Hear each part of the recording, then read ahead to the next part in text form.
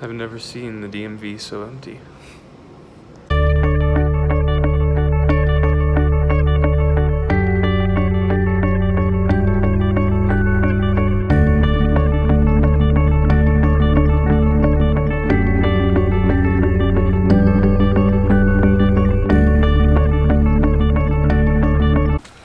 Okay, we're here at the park today, starting today's vlog here at the park.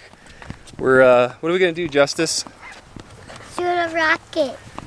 That's right, we're gonna shoot a rocket, and we're gonna see how high we can get this rocket to fly.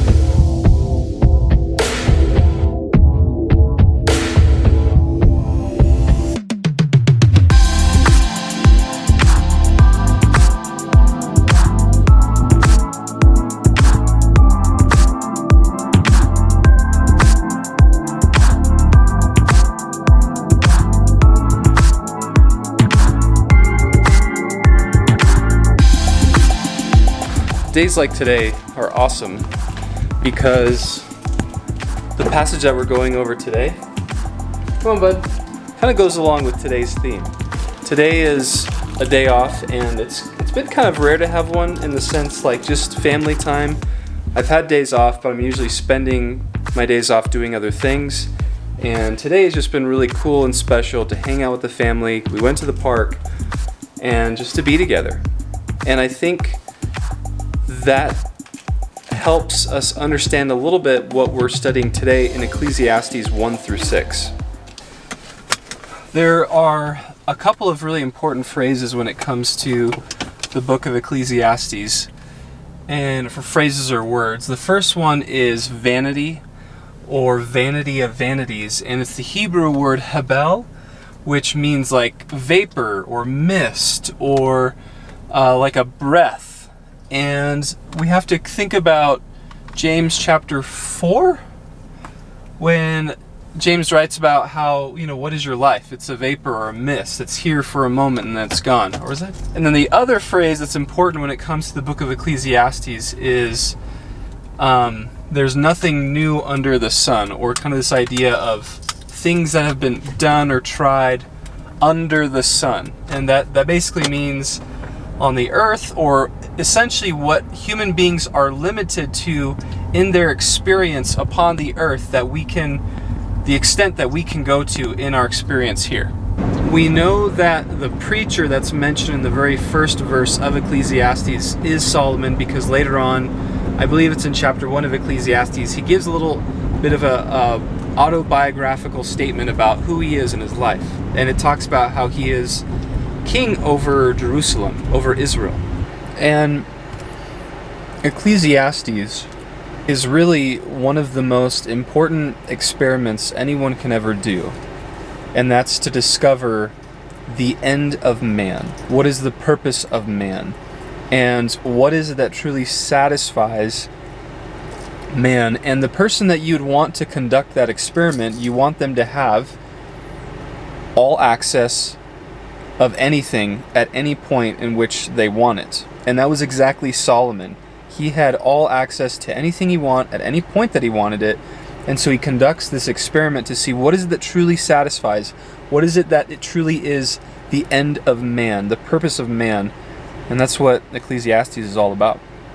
And in these preliminary chapters, there's different things you see Solomon trying out to see if this is what truly satisfies. Tries out, lots of wine, alcohol. He tries out like working a lot, just doing a lot of toiling and working, all sorts of things. And the one thing that he seems to draw away from this time is that it is important for man to enjoy the good work that he has accomplished.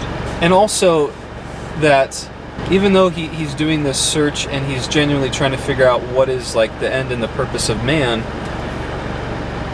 he's a little morbid here, and he is pretty hopeless in his discoveries. And we're only covering the first 6 chapters of Ecclesiastes here, and if you read the end, you know kind of the grand finale, what the purpose of everything is. But it's a man who has all access to anything he could ever want at any point that he wants it is filled with sorrow and discouragement.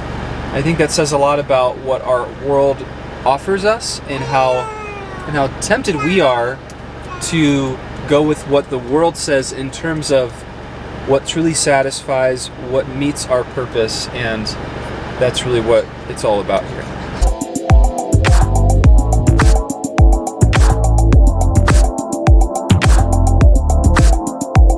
It is a cool truck. So we're gonna go into this Popcorn Bliss shop. I'm sure they're great. I have not tried their popcorn, nor have I been in their shop. But my goal today was to go to Pop and Joy Kettle Corn, which they don't have their own shop. They have like a mobile store, and they're only on Facebook. They just started like a few months ago, but they are awesome. So even though I'm going to Popcorn Bliss, I have to give Joy and Pop Kettle Corn a plug here on the vlog. Check them out on Facebook. They're awesome.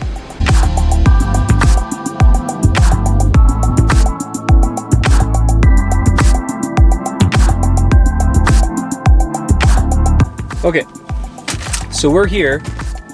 We got this, the extra cheddar from Popcorn Bliss. So a bag about similar and arguably maybe a little bit bigger at the Pop and Joy Kettle Corn place is about $2 to $3 cheaper than this. So already the Pop and Joy Kettle Corn is better in terms of the price and the quantity you get. Now it's time for the taste test. Or 2, it's fine too.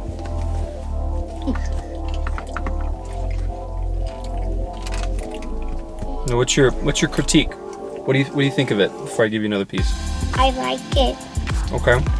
Like any more descriptors of what you think of this popcorn? Mm-mm. No, you just like it? Mm-hmm. Remember the popcorn we had before? Mm-hmm. Is this better or is the other one better? This one's better. You think so? Mm-hmm. This is very good popcorn.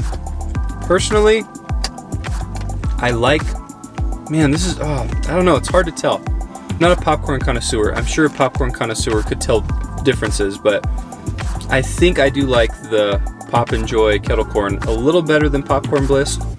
So overall, not a waste. It's still great.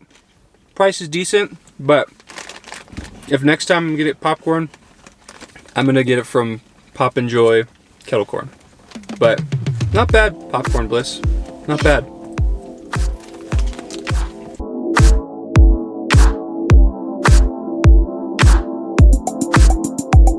So I know we did the majority of our discussing today's passage while we were out and about, but we are covering, was it 6, 7 chapters?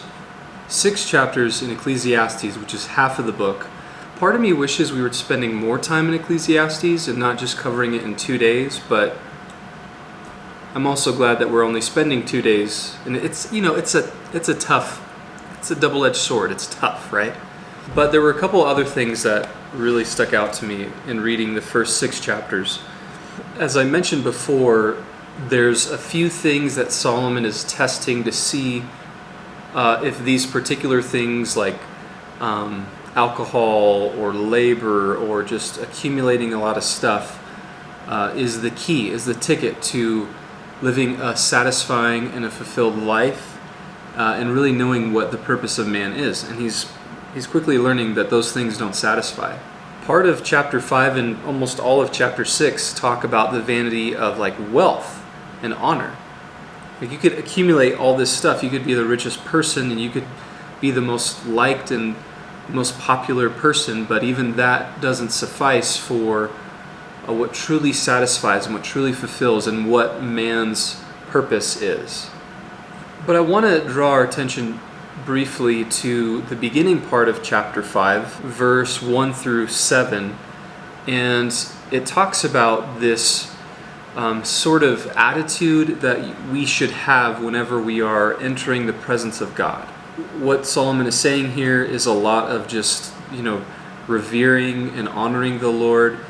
There's this encouragement to speak little and to hear what God has to say. Like He's in heaven, we're on earth, and we should listen to what He has to say instead of always trying to fill the time with words that we want to tell Him.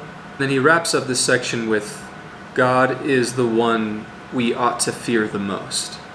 And if you remember previous days as we've been going through Proverbs, the fear of God has actually been probably the central theme in the book of Proverbs, and it's expressed through wisdom. And it's the same here in Ecclesiastes, that we fear and honor and respect the Lord. But the cool thing about this section is this idea that God, He is we are able to draw near to Him. He has made Himself available to us to have intimate relationship with Him. And in this section we see that. And I don't think we've talked about it in a little while in the vlog, but it absolutely is a key theme in Scripture, and you see really throughout almost every part of the Bible, but this idea of God wanting to be intimate with us. Ultimately, He just wants you.